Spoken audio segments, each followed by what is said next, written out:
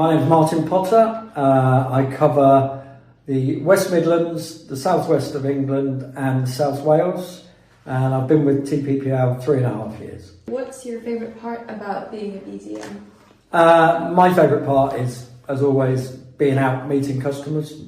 Alongside the meeting of the customers, it's the varied solutions that we have to cover. So most of us come from vehicle backgrounds, but we're covering things like mowers, plant, hydrogen, electric vehicle charging infrastructure. So it's the whole variation, but we can offer to our customers. What is the most challenging part of being a BDM and how do you deal with it?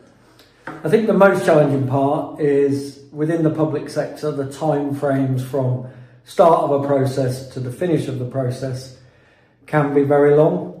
What you have to learn is patience. So you deal with it by being patient, understand that all of our members and customers have their own internal process that we have to follow.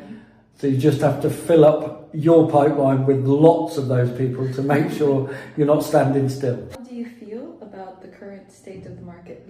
In the fleet market, I think it's really healthy at the moment. We've moved away from those immediate post-COVID years of lead times for vehicles taking so long. We are regularly offered stock vehicles now, so when people need immediate requirements and the need to move quickly, you can get those vehicles quickly. And even if you factory order items now, they're much quicker than they were 3-4 years ago. If you were able to predict market trends, what do you think would be a new market trend in the near future? Wow, market trends, it's tough because just when you think there is a trend, it's changed. Obviously, we've just recently gone through a load of new food waste legislation with the simpler recycling reforms. So that was a trend, but now it's law, it's in place, it's now live. So a new trend, wow, that's a tough one. Probably like everyone, we'd like to see a trend, and it will start, that the transition to electric in commercial vehicles, but there are real challenges still in that marketplace. So I think there will be a trend and it will start to gain momentum, but because of every day of real world challenges, it won't be quick. How has the new procurement legislation impacted work you've done with local authorities? The impact for me was we had to learn about the new legislation, make sure we were up to speed. Thankfully, most of our solutions are still under PCR 2015, so the new Procurement Act hasn't affected many of our solutions, so we're not dealing with that. Our new bus framework is under that Act, but because that's all been dealt with with our internal team and the new framework's produced by using us, it's simpler than running open tenders using the new legislation. With a greater emphasis on the inclusion of social value within public procurement, what single piece of advice would you offer local authorities when considering social value?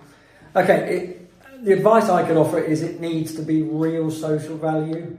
I think we at the Procurement Partnership have learned over a period of time that sometimes scoring social value in a monetary capacity can skew the outcome of a tender, whereas someone wants to gain all the percentage points for the social value at the cost of maybe 1 or 2 pricing scoring criteria.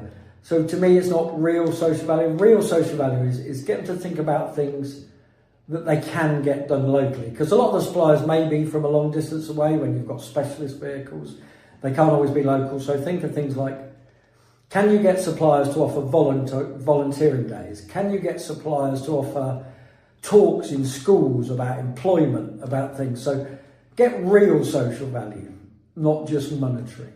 In your view, what is the biggest benefit of being a TPPL member and using our services? I think simply it's our people and our processes.